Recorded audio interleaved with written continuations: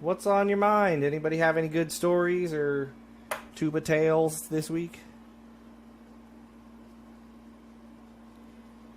Not much. I did that recording. Your assignment. Oh yeah, you put the that you want to, we can check that out. That might be fun to check out while we're here. Sure. Yeah, that was the first. What I liked about this was it was the first preset I ever made for the multi effects. Oh, Um, nice.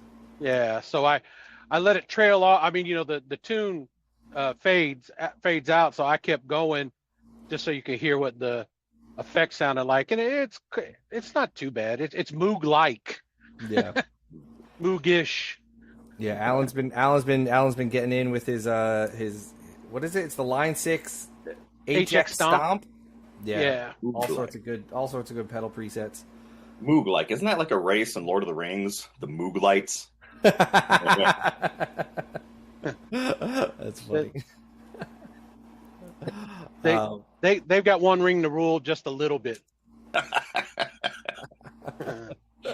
Roll just a little bit of everything. Yeah. Yeah. that's funny. We rule some of this, rule some of that. So how's everybody going? Anybody play this weekend? Just in the truck. Like gig or gig? No, but Gig practice. or hang? Yes. What were you practicing? This Thursday, I'm going over to Yakima, Washington, a 4-hour drive from where I live, to lay down the tuba tracks for my band's new album. So I spent about 3 collective hours, I guess, 2 days ago, just grinding the practice tracks we have, the rough mixes we've already got, and making sure I've got them under my fingers and in my embouchure. I'm not wasting any time in the studio. Just Yeah. get them done. No, it's good. Yeah, no, you always want to be like ready to go when you hit the studio, so that you're not just like guessing and cracking notes and wasting people's time and wasting hours of that kind of stuff. Yeah, totally. Yeah. I've been I've been kind of having to resign myself to the fact there's a few places I'm gonna have to punch in. I've been thinking about this a lot. Of course, I asked about circular breathing the other day. There are some passages on our new songs that I just cannot get enough air in, and can't seem to time my inhaling as quick as I can. And I miss a note or something like that. So I've been practicing and going, you know what, screw it. This measure here to that measure there. I'm just going to have to tell our producer, prepare to punch in, because there are some areas I just don't have a lung capacity. Yeah. Anybody else have that problem? Yeah, I mean, like, what do you? I'd love to hear the part if you want to at some point today. We can check it out. I got my horns right behind me, actually, but yeah, because is it the type of thing where you can just change the part to make it easier to play? I can, and I have. Let's see. This one up here. Okay. Yeah, shit. What's up, Sorry. Derek? What's up, Ismail? Just knock things over. So Nathan was saying he's got this one part that he's recording next week, and it's just like not gonna be able to. It's Okay. Go ahead, play it. Make sure you have original sound on so we can hear you. Can you hear that?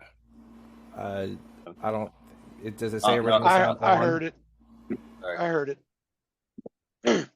Okay. All right. Musician. Okay, it's on. Okay. So we have this part. The drums are doing this double time do da da do da da do da kind of thing. And I'm going. And then I switch to this. I mean, that's easy. That's tuba one. Classic. I switch to this part where I go. And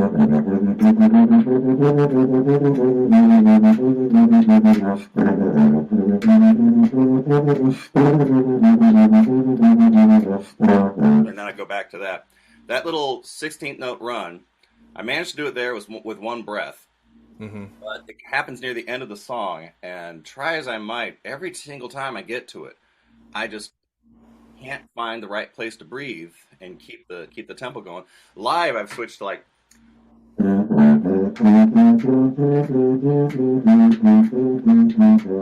Which takes a lot less air for some reason. Switching to the 16th notes, which lines up with the hi-hat, gives us this nice little rock and drive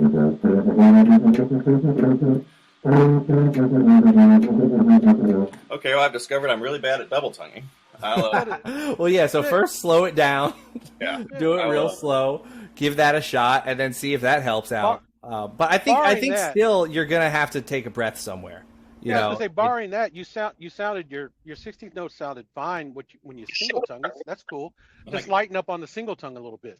Don't yeah, make it as plosive. If you keep it really plosive, ta ta ta ta ta ta ta ta ta ta ta ta ta ta ta ta, it's yeah, going to be a little bit more taxing on your air. Steve's probably right now wanting to thump me in the head because that's exactly what I need to actually work on. You know, but at the same time, when you're doing a long passage, I mean, you gotta, I mean, you gotta default to what works, and I would think just lightening up a little bit on the tongue would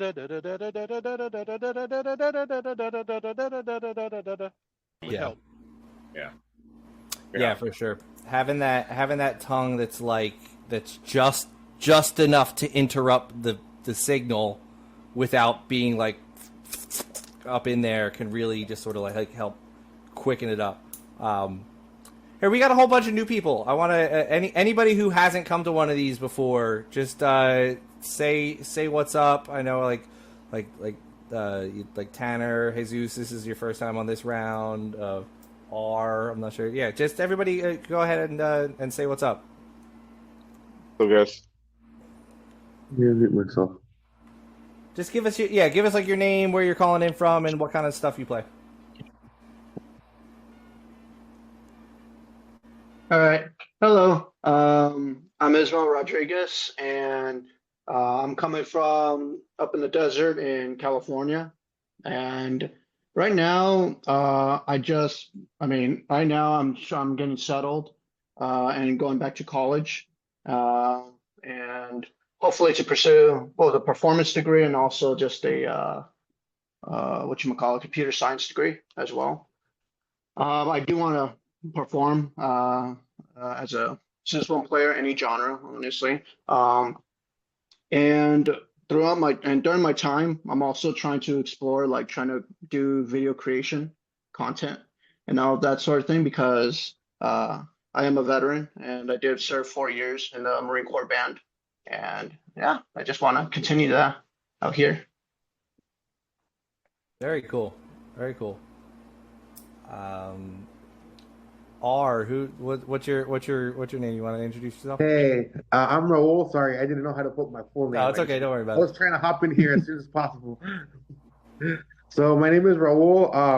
I've been a saxophone player for quite a bit. My main focus is on regional Mexican music, banda, corridos, stuff like that. Um, and I've just been wanting to get on here to see, maybe learn some new tips or tricks. And yeah, it's nice to meet all you guys. I think a lot of us feel the same, man. I'm glad to see a lot of the banda guys get in here. Banda, sorry. Yeah. Hey, Jesus. Yeah, man. Jesus is a badass Banda player. Why don't you say what's up, Jesus? hey, what's up, man? How's it going? Tell everybody where you're from and what kind of stuff you do. Well, I'm from Brownsville, Texas, and yeah, I dedicate myself to playing banda music as well. I have been getting back into the classical scene lately. Just playing with the local wind symphony and all that. But yeah, I've been doing banda for 15 years already, and had my fair share of tours, accompanying artists and whatnot. But yeah, and nice to meet all of y'all. I'm seeing some new people here too. Yeah, no, it's great. It's great. Yeah. Yeah. Who else? Who else? I know. Tanner. This is like your first time in this go around. You want to say what's up? Yeah, David. hi. Oh, hi, Tanner. Um, Sorry. my name is Tanner. I'm primarily classically trained. I am calling in from New York City. It's about 100 degrees outside right now, so trying to stay cool at work. I've kind of finished off there seems to be like a really big like brass band flow in like May and early June. So I'm coming off of that and I'm currently prepping for a European tour with an orchestra that I play with. in the summers. That's going to start early July and go to the end of August. So I'm currently kind of in a really big switch up. I got in maybe like 15 minutes of practice yesterday. Nice. Yeah. Sorry. Who was gonna Brandon. themselves? Oh, Brandon. Yeah. Say what's up. Yeah. Hey, I haven't been to one of these in a while, so I'm happy to be back. Um, my name's Brandon Gottenbush. I play in a kind of a German, play a little bit of German, and then we play classic rock, Jimmy Buffett stuff. I guess whatever the crowd wants to hear.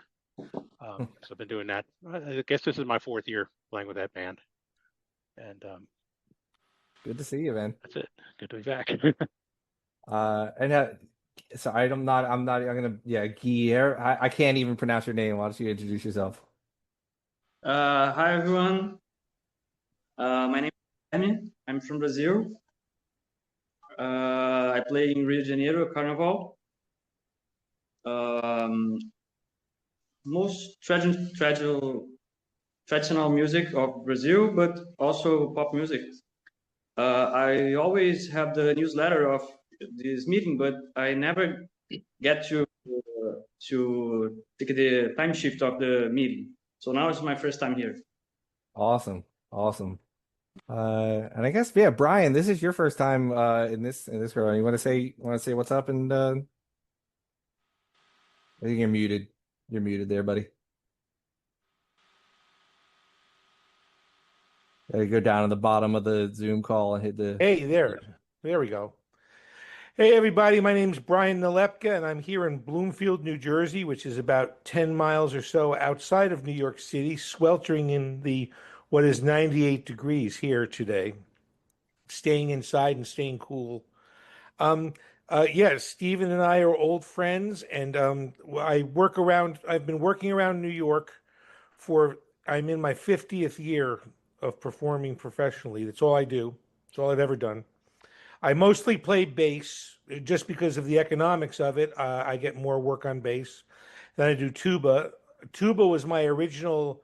I played the accordion when I was 7, and I still do. But tuba I started when I was 12, and tuba was my love. I play the bass. I love playing the bass, but it's not first in my heart. There's something about when you solo on an instrument that you're singing into. It's very different than when you solo on an instrument that you're pushing the strings down on. There's nothing like it. Playing the tuba is like singing, and that's one of the things I love about it. I'm involved mostly in old time jazz, trad, and Dixieland, but then do all kinds of other things too. I do some jingles, and I've played some Broadway shows, and whatever you do when you're in New York to get by, you don't know what the next call is going to be. Uh, I'm leading a couple things coming up this weekend for a Sinatra. There's a couple of Sinatra singers that I work with. I've been lucky enough to hook into one of the things you do. You work for a lot of singers if you live in New York, especially as a bass player. It used to be the bands used to hire the singers. Now the singers hire the bands. And so I ended up working for a lot of different singers. I go to Europe for a couple of them, and stay pretty busy here in New York. I've been very lucky since COVID. Things have gotten kind of back on a nice even keel again, and we keep moving. Moving targets harder to hit. Yeah. Awesome. Well, yeah, thanks for coming, everybody. Wait, and Derek, you're at the International Tuba Conference, right? You're in Yeah, Spain right now? Tell I us what's going on in Tuba World. so I can introduce you to a few of us actually. Everyone here is tuba. This is the USC based tuba quartet Oh, nice. from What's Los up, Angeles, everybody? and we're all literally in Valencia right now at iTech. And we're just going to dinner, so that's like what's going on. They can't hear you, but Yeah, obviously. they said hi. Yeah. What time is it But over yeah, there? so we're out here. And for anyone that I was on, this is my second one. So I play in the Disneyland band, but also freelance, and just finished my doctorate at USC in LA. And that is where I'm remaining for the time being, and play classical tuba, and then also sousaphone. And yeah, I have my own brass band too that plays more like pop and rock and jazz and stuff. Yeah. Yeah, I've never been to one of those tuba conferences. What's it like? Oh, It's so fun. I think this is my sixth or seventh conference. The iTech here in Valencia is just amazing, an amazing cultural experience. Yesterday and the day before has all been competitions. We did the tuba quartet competition. We unfortunately didn't advance, but that's what we had beach day since we weren't in finals. But all of the European classical tuba players have, like in Spain and all over Europe, are just incredible. It's like we've met soloists and um, a bunch of like Oyster and Bodsvik students here are here, and Wow. it's just cool. And we're all like grabbing it. Actually, Victor, if some people might know Victor, Oh yeah, Victor Victor Belinda. Belinda. Yeah, we're gonna get lunch tomorrow, and he's got a concert tomorrow, so we're gonna catch up with him.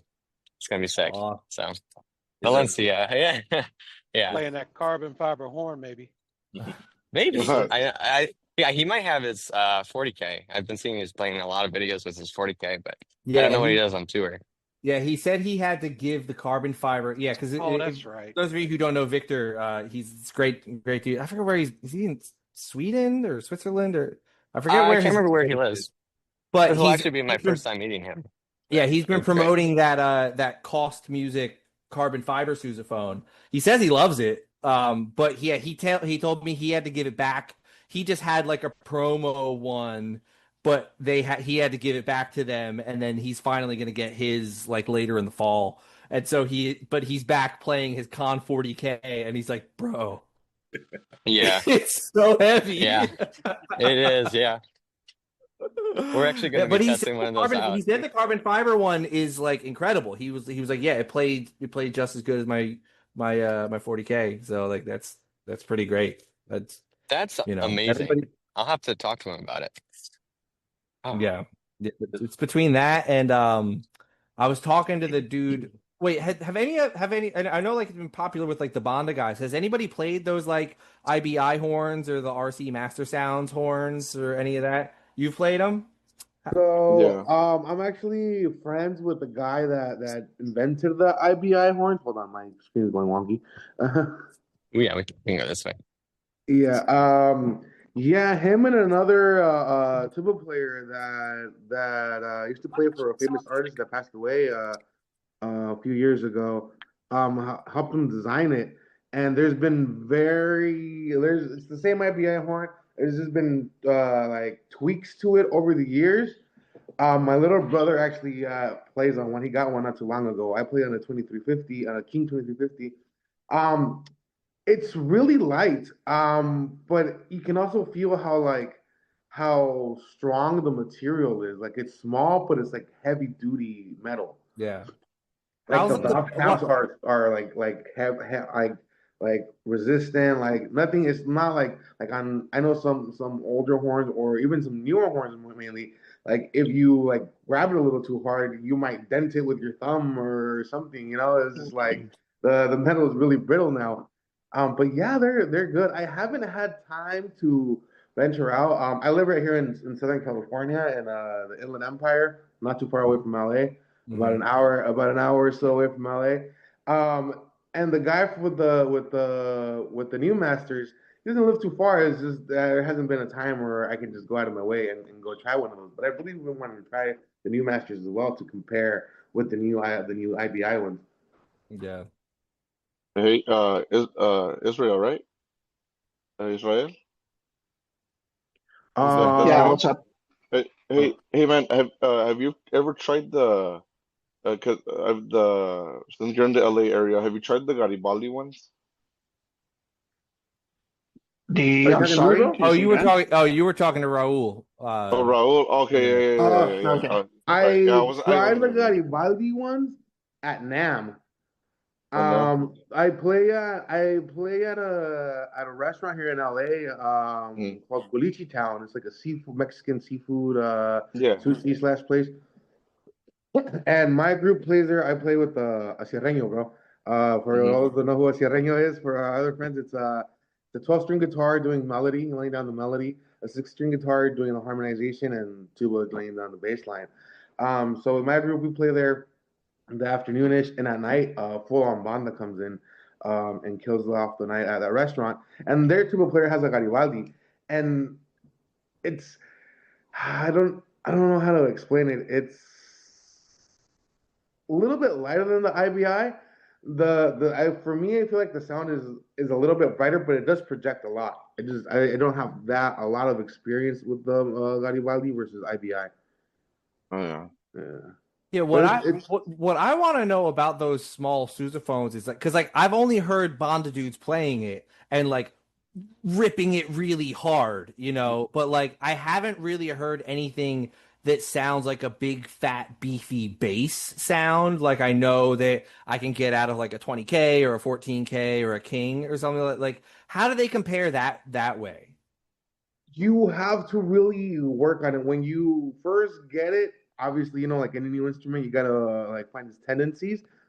Mm, for that, honestly, it does lack a little bit in comparison. Obviously, like you said, like a 14K, a King, mainly because of the tubing is so thin. Yeah, it's just a small horn, right? Yeah, those But those were mainly engineered for the Vanda guys that but are are they really looking to caring. cut, or are they looking to cut weight or looking to cut through sound? That's kind of what we were Right Kind looking of at. both. there, I think it's going to be a little bit of both because it's like I said, there's guys out there with 20Ks, playing 6, 5, 6, 7 hours at restaurants, Yeah. and at these restaurants, you make whatever because the restaurant, gives us like we charge them like an hour's worth pay for the group, and then how we make our money at the restaurant is selling the songs.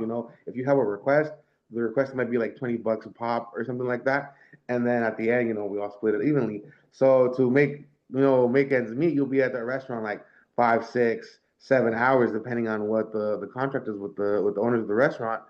But you don't want to be carrying a 20K 5, 6, 7 hours straight without any breaks. Oh, sir. Dude, Yeah. I hate doing that. Like we Yeah. do it like once a month, and I absolutely hate it. That's why I take my Wessex the Mighty Midget with me. So whenever we do end up in that situation, I just bust that one out.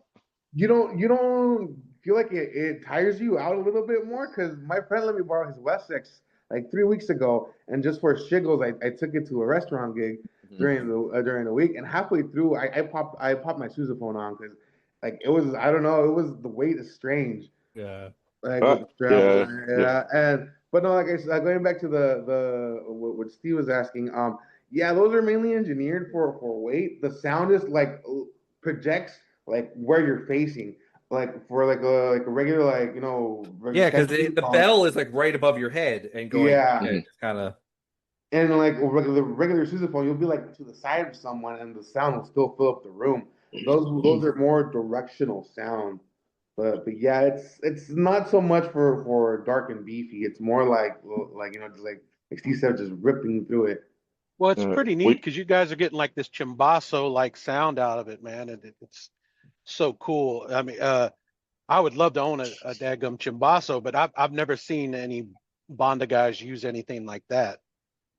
Yeah. no. Yeah, I mean, it's it also a also really marketing thing. depends on the player because I've seen some guys Jesus, I don't know if you heard of him, Chalomo Arce.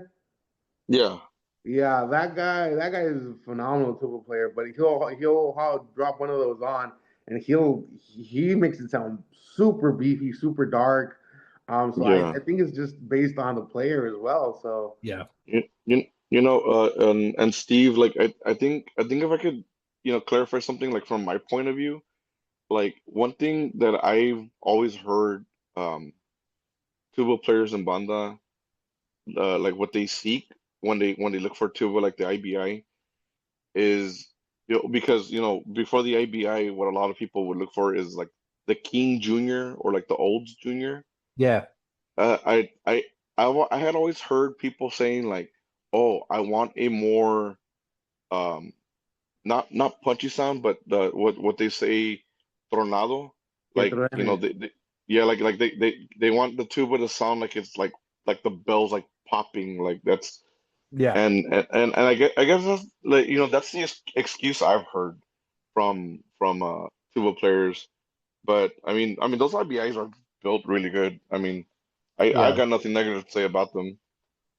No, I mean it's all about this, I mean like it's funny. It's like you go to like a bass player's house, right? And they've got 18 different basses because each one has a different funky tone that they're in love with. Or you go to Brian Nalepka's house and he's got 40 tubas in the basement, and every single one of them is special because they all feel different. They all like there's a really cool thing with yeah, I don't like I don't find that much with like sax players, sometimes trumpet players a little bit, where it's like it feels like we really get inspired by the tone and the response when we're doing this bass line thing in a way that like yeah, I don't know. I pick up a different tuba and it makes me play things differently. It makes me like just like the sound and the way the sound. Like I borrowed a buddy's. Like I don't have a King. I'm supposed to have one. It's like coming in the mail.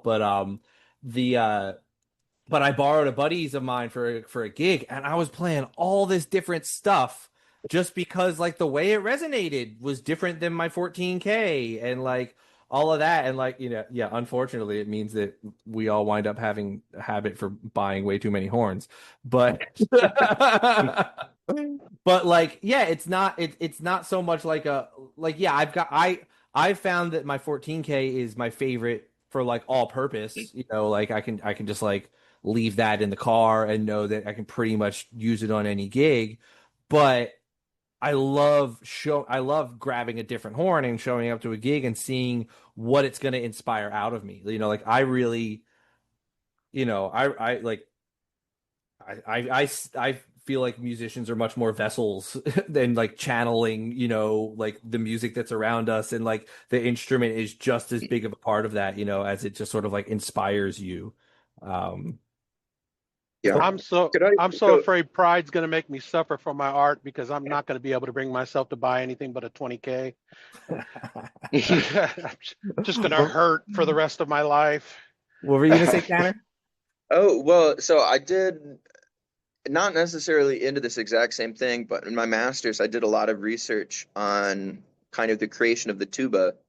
Um, and something that was really interesting was that there were all these people that knew that a tuba was going to be invented. They just knew that, okay, we've been making these valve trombones, we've been making instruments bigger and bigger. Okay, we made a tuba in F, and everybody knew that something was going to come up. So there are parts out there for tuba in the mid 19th century that were written for tuba before tuba was even invented. And I think something that's really cool about our instrument is that a lot of what initially kind of defined what we were doing was something that was a result of just pure imagination on the parts of bands, composers, and artists who were switching over from, there were some people who would switch over from trombone and they would say, well, I want it to be able to do this. There would be other people who would switch over from, chimbasso or from an ophicleide, and they would say, well, I want it to be able to do this. And I think that's kind of why tuba fits so well with so many different genres, is because a tuba is really just kind of what people think it should be. There's not really a definition. If you sat down and wrote a definition of what like a tuba actually is, there's so many different things. There's 4 different keys. There's all of these different shapes you can have on your right side, on your left side. Anyway, that was my whole piece. Yeah, from Wagner's time, it hasn't changed appreciably. Yeah, the Faust overture was written before the tuba was invented, but he still put contrabasso on the part. That's pretty cool. Yeah, and like the sousaphone was like about 100 years ago. Like I feel like what sousaphone was like 1923 or something like that. Like it was Something like that. Yeah, Helicon's a little older. But yeah, they were doing helicons before that, but then it was like the ring catcher, no? Yep. They got ring catchers. Yeah. Had older. Yeah. If anybody is ever in northern Michigan, I highly recommend trying to hunt. They have an original at the Interlaken summer camp or the Interlaken High School for the Arts. It's really cool. They have an original. One of the original rain catchers, you mean? Yes. Yeah. Wow. one of my old. Show us your rain catcher. Turn your computer around. It's right behind him. Me. Yeah, you. Show us your rain catcher. Can you see it over there? See it all the way in the corner? It's a Oh my God. 1924 Con Jumbo rain catcher. Wow. It's you talk about you if you think your 20 J's and 20 K's kill you, come pick one of these things up. This thing is just Oh, man. but Sousa's band did not march. It's kind of a misconception when you see Sousa's section. They all have these rain catchers, different sizes. One or two guys have the jumbos. The other guys kind of have regular rain catchers. They didn't march except once in a while to like sort of ballyhoo from the train to like the concert hall. They'd march a block or two, but it was not a band that marched. They played. They were a concert band. They played sitting down. And with these things, I know why. But the sound is crazy. That thing rumbles. It rumbles. It's a crazy sound. It rumbles, but also, you know what I've noticed, and I was going to say before when you guys were talking about the different sousaphones and things, as much as anything, I really notice, and I really like playing with the angle of the bell. I'm talking a half an inch can make it sound for me like it's another horn. And I look at some pictures. My teacher and my stepfather was his fellow Don Butterfield.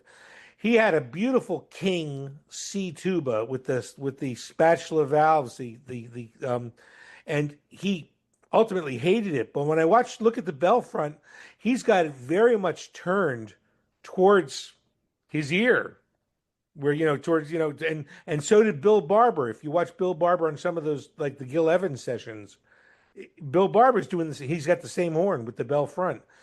Very much, not going by social convention of turning it forward to look nice. They've got it turned so they can hear it. Way better than turning it straight forward. Yeah, I learned that maybe it was like 5 years ago. I was studying in New Mexico, and we didn't really have like a home base. And my teacher at the time had this whole thing about like the first thing that you should do when you get in a hall is you should start looking at the walls and the ceiling, and you should start pointing your bell around at different places. Basically just to figure out how to play with the hall and use the bell for that. Right. Well, bass players, I play mostly upright bass. The first thing I do when I get in a room is try to find the corner. I find a corner, and the way I angle my bass, I try to angle it so it's hitting the back wall, then going out front, kind of a ricochet. And I noticed I don't use an amp, but on 5% of the gigs I do, playing the bass acoustically, if you can position yourself in the right spot, it's just wonderful, and you get a lot for free. And same on the tuba. Yeah.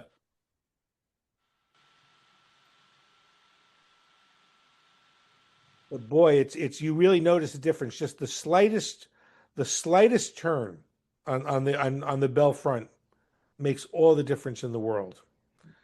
I also have I don't know, you can't really see it. I'll turn it so you can see it. My Joe Tardo horn.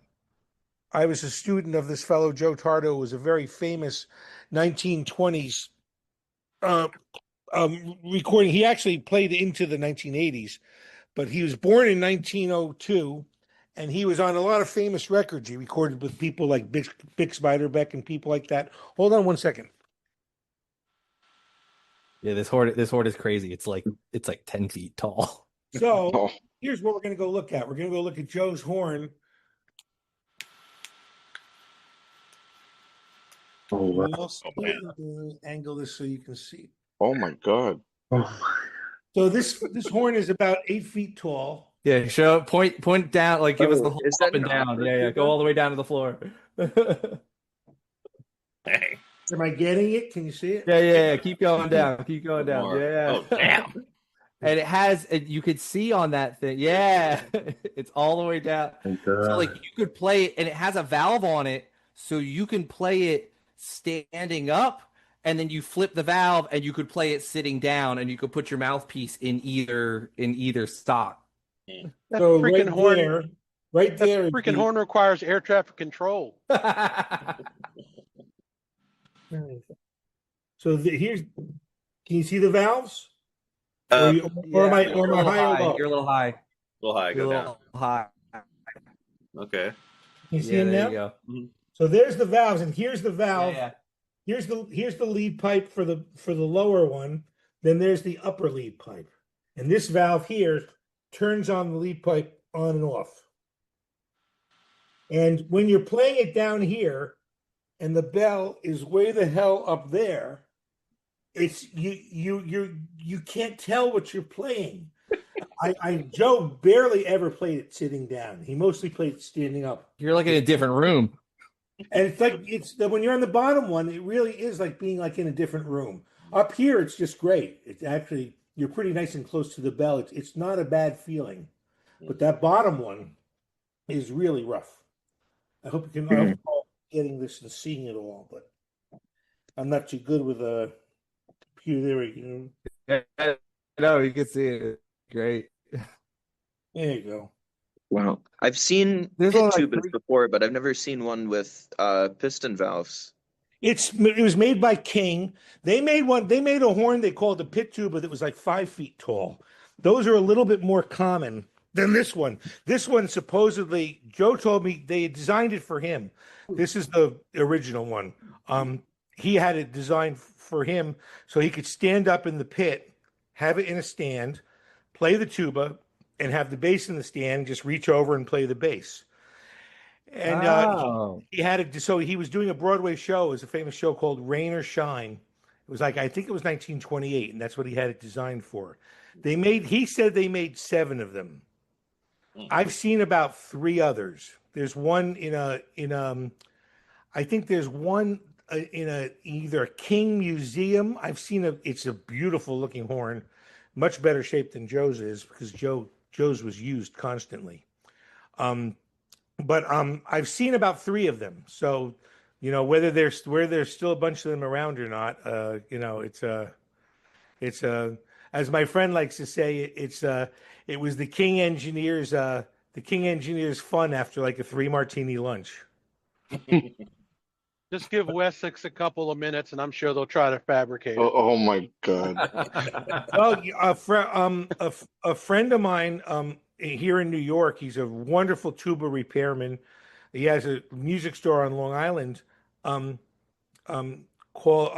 name is Ray Noguera, and he's a wonderful guy. He was a very good player. He was a student and associate of Walter Sear, who made some pretty nice tubas in his time. Ray makes these treks back and forth to Elkhart, and he's gotten to know the children and the grandchildren of all these people that worked in the factories. And he got to meet like one of the chief engineers from Martin, their grandkids, and he was over visiting with them, having a cup of coffee. They invited him over, and they said, we've got some of Grandpa's stuff down in the garage, and I don't know that anybody would ever really want any of this stuff, but we just assume if you would take it. So it goes down. There's a box of stuff. He found the original blueprints for the Martin, the Martin 3 valve with the upright valves. Yeah. And he's going to manufacture them Martin. in China. Is that Nice. That's not this one, is it? No, it's No, that's the the bell. con. It's a bell front, and it's bigger. Okay. It's a big horn. I have one downstairs, but I don't want to. I'm too lazy to go downstairs. It's a very big horn, and it was the choice of all the service bands Yeah. at the time. No, people who like Martins swear by Martins. It's like I know tons of people who like they find the Martin and then they're just like, yo, that's the best horn they've ever made. But they're so rare that you just gotta They're around, and you can find them. You can find the ones that pop up are the 3 valve bell fronts, the 3 upright valves. Hard to find the front valve ones. I have a front valve one, a 3 valve. and from about 1959. They made them into the 60s. Yeah. And they started making them in the 20s. But the 3-valve upright ones, the horns are very heavy. They're very dense, but they're just the best playing horns I've ever had. And they were also the favorite of guys who, like Johnny Evans, who was the famous tuba player for Ringling Brothers for under Merle Evans and all the great bands, because with the upright valves you can turn pages. You can't turn pages with the bell front, with the front valves. So in the circus, the whole main thing was turning pages. Yeah, because it's like, oh, if the trapeze artist falls, you have to play this cue. That's if right, they land exactly. they have to play this cue. And you can do that with the valves up here. Valves in front, you're reaching around the big horn trying to do that. Why so did they just use their are much better? Why didn't they just use their Bluetooth foot stomp? I don't understand. You know, they probably are. They probably are now somewhere. Yeah, exactly. I just saw the Cirque du Soleil show Luzia, which has a tuba player in it as like part of the show. There's an awesome piece in it where like they had the whole bit. There's like a little. It's like they say it's like loosely based on Mexico. So there's like a mini brass band in it, but there's one piece where the whole brass band was like playing. They had like 4 marimbas out there, and they were all like playing like this marimba stuff. And then like halfway through the piece, out of the corner, a dude in like a suit with like a lucha libre mask comes on, and he's like holding the tuba, and it's just like the tuba coming out of the corner.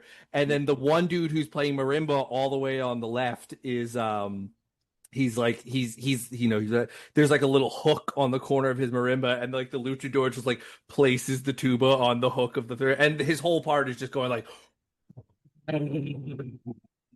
it was great. It was really good, really good. But I guess that's what the circus gigs are now. Was the whole thing live, or were they playing with tape? Oh no, it was live. It was all live. All live. Yeah. The whole music was live. There was a band going. It was That's great. Cool. Yeah, very cool. Well, cool. Yeah, I mean, we've talked a lot about horns and stuff. I want to make sure that anybody who has any like questions or chat about like playing or gigs or anything, anybody who wants to talk about anything, go ahead. This is a quick question and not really so music related. This is a question for Derek. Is that like an open invite? How do you go attend that convention that you're at, bro? Yeah.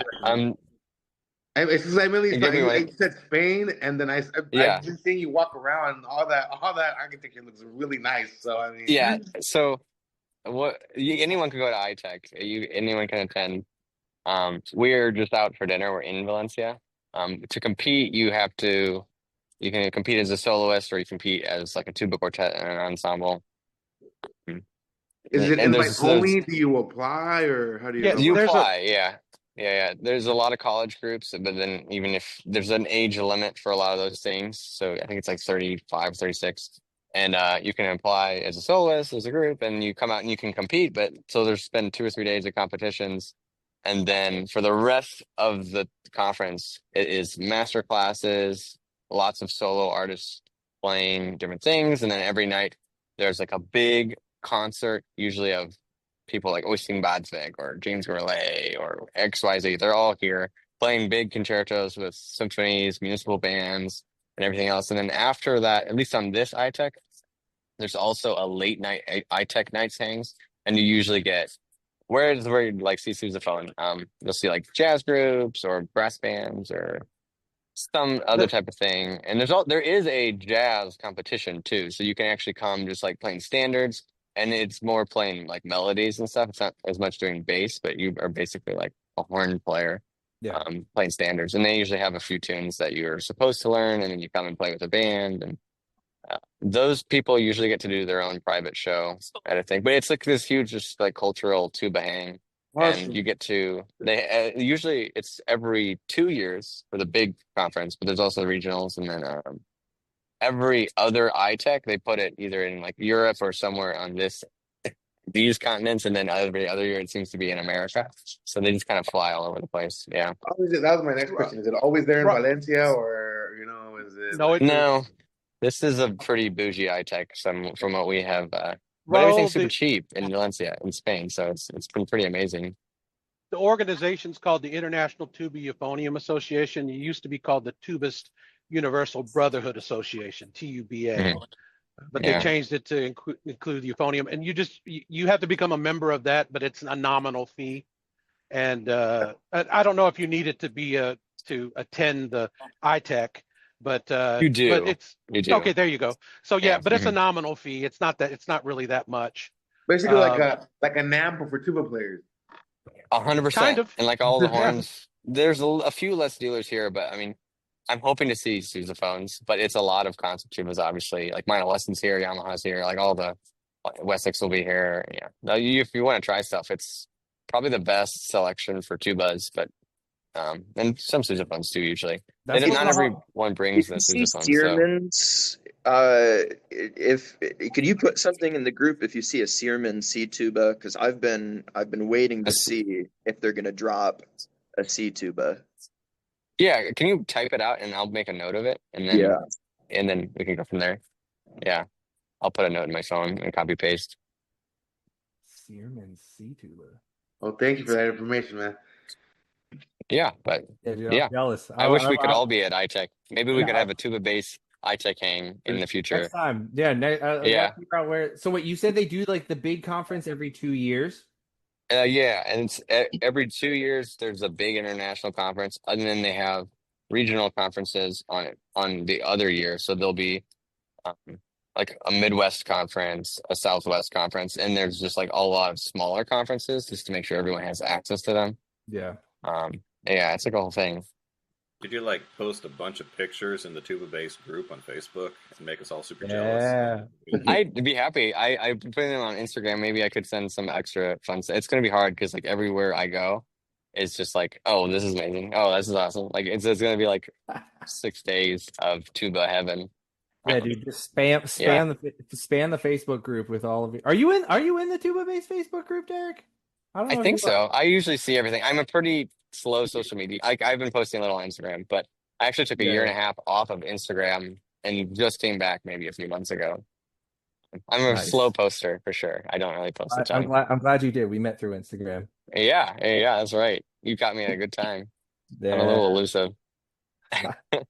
I tell you what, Yeah. Steve, if you wanted to jump into those waters, man, if like getting tuba bass involved in something like that, uh, there's an annual conference in the Armed Forces Tuba Euphonium Conference happens every end of January, early February in at Fort Meade in so right outside of DC. Mm. And it's a pretty big to do. A lot of really good artists and stuff like that. But they also do seminars and stuff, and that'd be neat for you to be able to do something like that or put together a group for it. No, it's so funny, man, because it's like it's such a I mean, because especially for me, like I didn't come up as a tuba player. Like I came up as a trombone player and a bass player, and it was just You're here now. it was just like the combination of yeah, I know I'll never leave the orbit.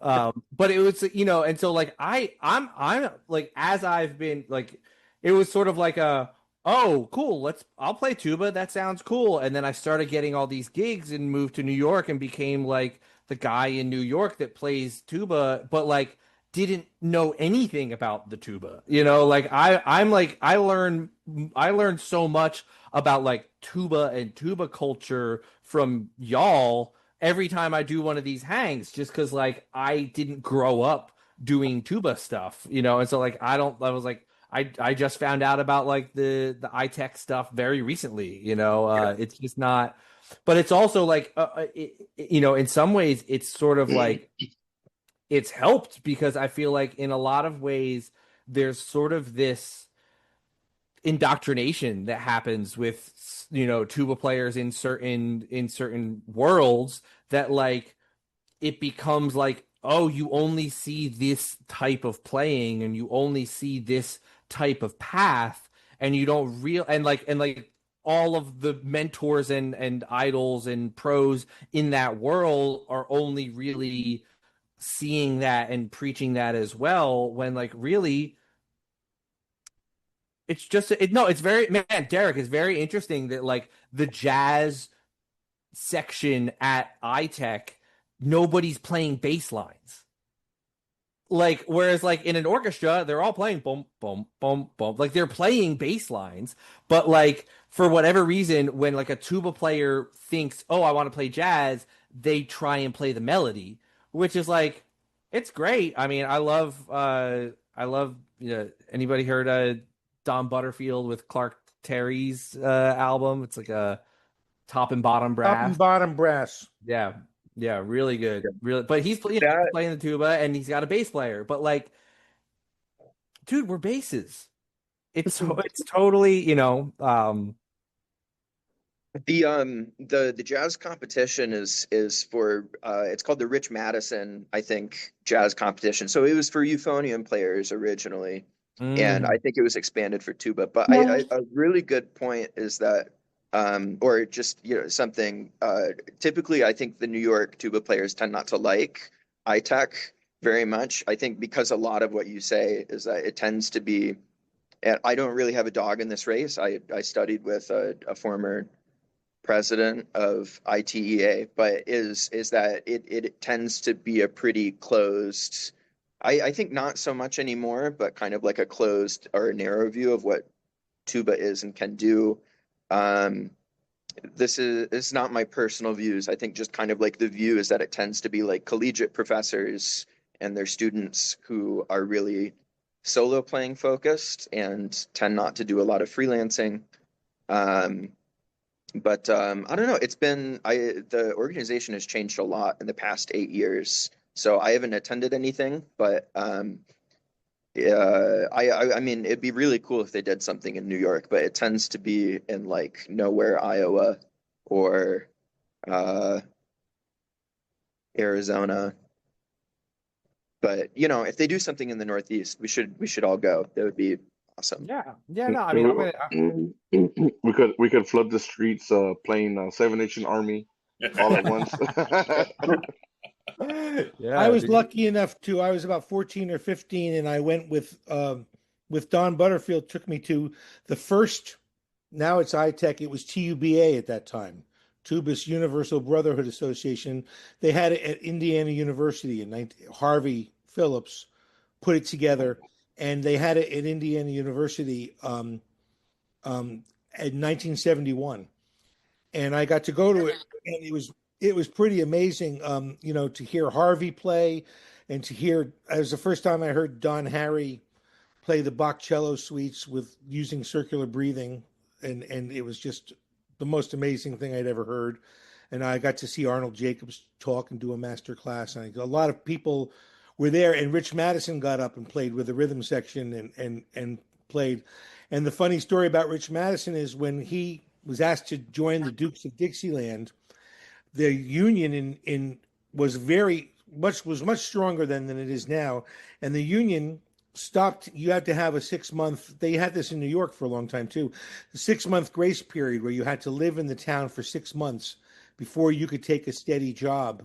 You couldn't move in from LA and take a steady job in New Orleans. That didn't happen. So he came there and he got a helicon, and they said, no, we have tuba players here. He said, yeah, but do you have any helicon players? And they said, what? Who? What? And he said, well, I don't play tuba. I play helicon. Here it is. And they said, well, we don't have anybody that does that. And they had to let him take the job. Oh, so he found the loophole. He found the loophole. Yeah. Yeah. And Nice. and I mean, was he playing was he always It's a just helicon. Helicon, or I know but like, was that, or did he do that specifically for that gig? I think he did it for that gig. But then Like later on, when he taught at Texas, when he Yeah. taught at Northern Texas, he was much more of a euphonium player. I think that was more probably where his heart was. But Yeah. his tuba playing on the Dukes of Dixieland stuff is amazing. He Dude, was that Louis Armstrong and the Dukes of Dixieland. If anybody hasn't checked that record out, Louis Armstrong with the Dukes of Dixieland, Rich Matheson playing Helicon on that record is absolutely incredible. He's walking Rich bass Madison line. also, He's Rich taking Madison amazing also gave me solos. He also gave one of the best phrases I've ever heard. One time, Rich Madison said, "That drummer ought to be doing time, not keeping time." Oh my God. Credit that to Rich Madison. We've all been there. That drummer should be doing time, not keeping time. Not both. Well, this is great. I think we're gonna wrap it up. This was a good hang. Everybody, come on back every Tuesday. We're doing this all the time. And yeah, anybody who's interested in the TubaBass studio, Chelsea and Alan are both in it. They're having a great time. We got open spots. Anybody's welcome to join. Just hit me up. Yeah, what's up? Oh yeah, Alan's driving down the road. Yeah, this is really cool. Come on back. Anybody who's not in the Facebook group, make sure you're in that. I'll put that in the chat real quick before we hop out. Everybody's sharing stuff. Go ahead and post videos of you playing. I love it when people post videos of themselves playing because it's just like it just shows everybody kind of like what we're doing, what we're all like into, and like everybody's down to help out and all that kind of stuff. I'll post a few more pictures of that big horn so people could get a better view of it. Yeah. I'll put them on the page so you guys can see now that you've seen it on the computer. Sounds good. All right. Tuba All right, everybody. Tuesdays, 2 p.m. every week. Bye-bye. Thanks.